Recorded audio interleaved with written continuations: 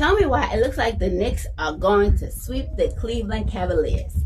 Yes, I know it's only game 2, but look at how the Knicks are playing. Tonight's score was 109-93. That's with Cleveland shooting 32 free throws and making 22 points off of that.